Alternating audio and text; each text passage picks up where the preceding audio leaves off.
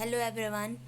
आज हमारी हिंदी की नेक्स्ट क्लास है क्लास 2, जिसमें अभी तक हमने व्यंजन स्वर पढ़े थे। अब हम व्यंजन पढ़ेंगे, जिसमें हम जानेंगे कि व्यंजन किसे कहते हैं, कितने कितने व्यंजन होते हैं, और भी बहुत सारी चीज़ें जानेंगे। तो मैं स्टार्ट कर रही हूँ। ये हमारी क्लास जो है वो सेकंड है। तो व्यंजन किसे कहते हैं? व्यंजन स्वरों की सहायता से बोले जाने वाले वर्ण जो होते हैं उन्हें हम व्यंजन कहते हैं। स्वर जो होते हैं वो स्वतंत्र रूप से खुद बोले जाते हैं, लेकिन व्यंजन जो होते हैं वो स्वरों की सहायता से बोले जाते हैं। फॉर एग्जांपल, जैसे स्वर है अ आ ई, वो स्वतंत्र है। लेकिन अगर व्यंजन की बात की जाए, जैसे क, तो क में है हमें कोई वर्ड बनाना है या शब्द बनाना है, तो उसमें हमें आ की मात्रा मतलब स्वरों की सहायता लेनी पड़ती है। जैसे का, की, कू, है ना, तो उसमें मात्रा लग रही है, तो स्वतंत्र रूप से नहीं है, स्वरों की सहायता से बोले जा रहे हैं। ठीक है, तो ये तो होते हैं व्यंजन। और अगर हम बात करें परंपरागत रूप से व्यंजनों की संख्या जो है वो 33 बोली गई है। आपको भी पता होगा। और लेकिन अगर द्विगुण व्यंजन दो होते हैं, जो कि ड़ और ड को जोड़ देने पर जो इनकी संख्या होती है वह 35 हो जाती है। ठीक है, 35 हो जाती है। अब व्यंजनों का वर्गीकरण, व्यंजनों के भी वर्गीकरण हैं, जिसमें से फर्स्ट हमारा आता है स्पर्श व्यंजन। स्पर्श व्यंजन आता है, जो कि ये हमारा स्पर्श व्यंजन है। स्पर्श व्यंजन में जिनका उच्चारण करते समय जो हवा होती है वो फेफड़ों से निकलते हुए मुंह के किसी स्थान विशेष पर, जैसे कंठ पर, तालु पर, मूर्धा पर, दांत पर या होठ से स्पर्श करते हुए निकलते हैं, उसे हम स्पर्श व्यंजन कहते हैं। स्पर्श व्यंजन किसे कहते हैं? जिसमें फेफड़ों से हवा निकलते हुए हमारे मुंह के किसी भी स्थान, कंठ, तालु, मूर्धा, दांत और होंठ मतलब स्पर्श करते हुए निकलती है, उसे हम स्पर्श व्यंजन करते हैं। नाम से ही पता चला, स्पर्श करके जो निकलती है। ठीक है, तो ये वाले व्यंजन जो होते हैं वो स्पर्श व्यंजन होते हैं। मैंने लिखा भी है, जैसे कि ये वर्ग है। फिर उच्चारण स्थान, फिर अघोष, अल्प प्राण, अघोष, महाप्राण, सघोष, अल्प प्राण, सघोष, महाप्राण, सघोष, अल्प प्राण और नासिक्य। तो कंठ मतलब हमारा जो गला होता है, कंठ मतलब हमारा जहाँ से कंठ नीचे गर्दन में जो कंठ होता है, तो कंठ से जो कौन कौन से वर्ण निकलते हैं वो मैं बताती हूँ। क, ख, ग, घ, ड़। ठीक है, आप अभी बोल के, मैं वीडियो आप बोल के भी देखिए, क, ख, ग, घ, ड़। ये सारे हमारे कंठ से निकल रहे हैं, तो ये सारे व्यंजन जो होते हैं वो कंठ से निकले जाते हैं। नेक्स्ट आता है तालुक्य, मतलब मुंह के भीतर की ऊपरी सतह का पिछला भाग, मुंह के भीतर मतलब अंदर का जो ऊपरी छत का पिछला भाग होता है, पीछे की साइड का, उसे हम तालु कहते हैं। जैसे कि च बोल के आप देख सकते हैं, च, छ, ज, झ, इया, वहाँ पे ऊपर पीछे की तरफ टच हो रहा है, तो ये तालु वाले होते हैं।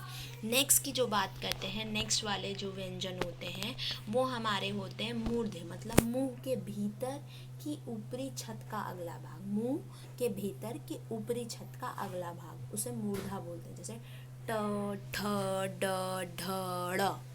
ठीक है, ये सारे व्यंजन कौन से मूर्धा वाले होते हैं, जो मूर्धा से निकलते हैं, वॉइस निकलती है। अब आता है दंत व्यंजन, जो दांत से स्पर्श होते हुए निकलते हैं। जैसे हम बोलेंगे तो दांत हमारे जो बंद होके और टच होंगे। त, थ, द, टंग जो है हमारी दांत पे लगेगी। त, थ, द, ध, न, टच हो रही है हमारी जीभ, ये दंत वाले हो गए। नेक्स्ट की बात करते हैं ओष्ठ की। ओठ वाले जो होते हैं, जो हमारे ओठों से, हमारे जो ओठ होते हैं उनसे मतलब हम बोलेंगे तो उससे टच करके निकलते हैं और एक दूसरे से बोलते हैं। बोल के भी आप देखिएगा, जैसे प, फ, ब, भ, म, तो हमारे ओठ जो है वो एक दूसरे से हिल के और वहाँ से साउंड निकले, तो ये ओष्ठ वाले व्यंजन होते हैं। अब बात करते हैं हम अघोष की। अघोष कौन से व्यंजन होते हैं? जिन ध्वनियों के उच्चारण में स्वतंत्रियों में कंपन हो, मतलब जिन ध्वनियों के उच्चारण में हमें बोलने में मुंह में कंपन होता है, वो हमारे जो होते हैं वो अघोष व्यंजन होते हैं।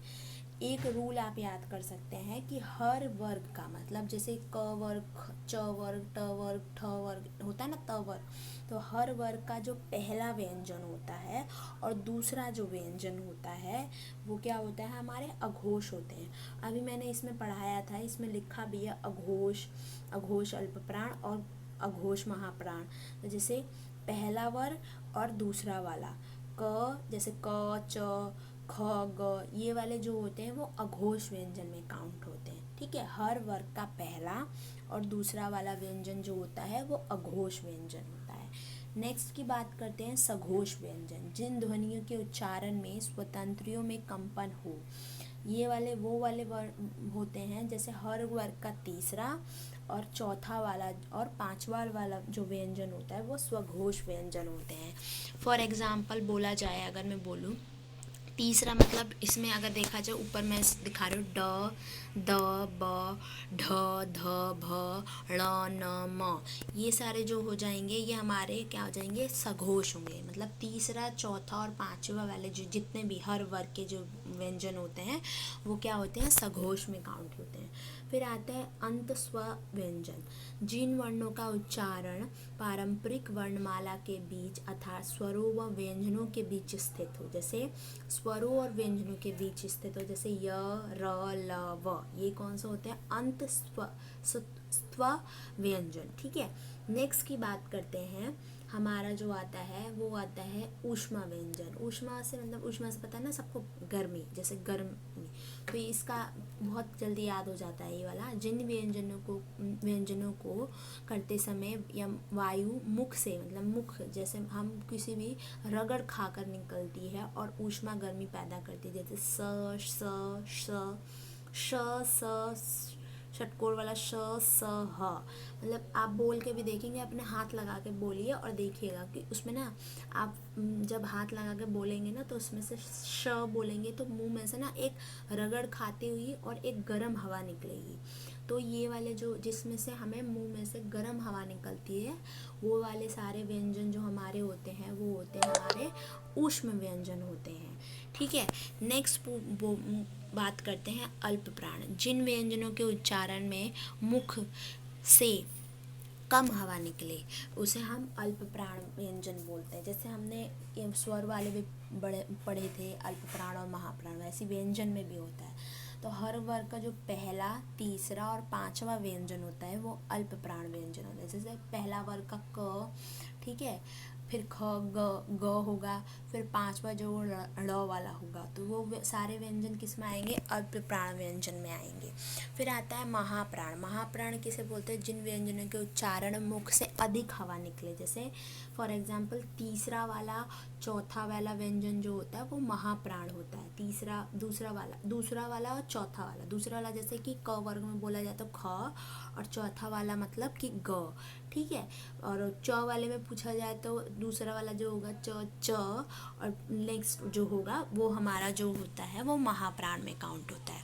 तो ये हमने ये कुछ पढ़े, उससे मैंने कुछ क्वेश्चंस भी लिखे हैं। अगर आपको अच्छे लगे होंगे तो मैं नेक्स्ट क्लास में और क्वेश्चन लिखूंगी, लेकिन मैंने ऑलमोस्ट 6 क्वेश्चन दिए हैं। जैसे कि फर्स्ट क्वेश्चन है, भाषा की सबसे छोटी इकाई को डैश कहा जाता है। भाषा की सबसे छोटी इकाई को हम क्या कहते हैं, वर्ण कहते हैं। ठीक है, फिर आता है वर्ण, मतलब इसका आंसर होगा वर्ण। फिर आता है नेक्स्ट क्वेश्चन जो है कि वर्णमाला कहते हैं, शब्द समूह को कहते हैं। दूसरा वर्णों के संकलन को कहते हैं। तीसरा शब्द गणना को कहते हैं, या वर्णों के व्यवस्थित समूह को कहते हैं। हमने पढ़ा था ना कि वर्णों के व्यवस्थित समूह को हम वर्णमाला कहते हैं, यानी कि हम को ऐसे भी लगा देंगे तो वो वर्णमाला हो जाएगा, नहीं, व्यवस्थित समूह को, जो जिस जगह पे है वो उसी जगह पे होगा, तभी वो वर्णों के व्यवस्थित समूह होगा, तो उसे हम वर्णमाला कहते हैं। तो आंसर नंबर इसका हमारा जो होगा वो 4th होगा। नेक्स्ट क्वेश्चन की बात करते हैं। नेक्स्ट क्वेश्चन जो हमारा है कि स्थान के आधार पर बताइए कि मूर्ध व्यंजन कौन से होते हैं। मूर्ध व्यंजन कौन से होते थे, जो हमने अभी पढ़ा था कि मूर्ध वाले व्यंजन कौन से होते हैं। अगर आपको याद ना हो तो मैं पीछे स्लाइड करके आपको दिखाती हूँ। मूर्ध व्यंजन में हमारे क्या थे, ट ठ ड ढ ण। ठीक है, जिसके जो होते हैं मुंह के भीतरी ऊपर वाले छत का अगला भाग है। ट क्या है हमारा, ट ठ ड ढ ण। तो इसमें से ऑप्शन हमें देखना है कौन कौन से हैं। ग घ तो होगा नहीं, ज झ तो होगा नहीं, ट ठ ड ड़ था ना, तो ट ठ ड भी है, ड भी है। ठीक है, तो हमारे कौन कौन से हो गए। इसका आंसर जो होगा वो हमारा होगा, जो हमारा आंसर क्या था हमने अभी पढ़ा, जो है वो हमारा है सी आंसर होगा, ड ढ वाला। ठीक है, राइट आंसर ढ वाला होगा। नेक्स्ट की बात करते हैं, निम्न में से कौन सा अल्प प्राण वर्ण है। अल्प प्राण अभी बोला था ना कि जिसमें कम लगता है टाइम बोलने में, तो वो कौन कौन से थे। अभी मैंने बोला था तीसरा वाला, चौथा वाला कौन सा था, आ है, क ग है, थ द है या प भ है। तो अभी देखो अल्प प्राण कौन कौन से, हर वर्ग का पहला वर्ग, तीसरा वर्ग और पांचवा वर्ग। हर वर्ग का पहला वर्ग, तीसरा वर्ग और पांचवा वर्ग। अब देखो पहला वर्ग ये, तीसरा वर्ग सघोष ये और पांचवा वर्ग ये। ठीक है, तो कौन कौन से हमारे होंगे, ये वाले जो क्वेश्चन है ए, क्वेश्चन नंबर 4, 5 और 6 जो है वो आपके लिए क्या है, होमवर्क है, जो कि आप खुद करेंगे और मुझे कमेंट बॉक्स में आंसर बताएंगे कि क्या होंगे इन दोनों के आंसर। 3 क्वेश्चन मैंने सॉल्व करवा दिए हैं, 3 क्वेश्चन आप सॉल्व करेंगे।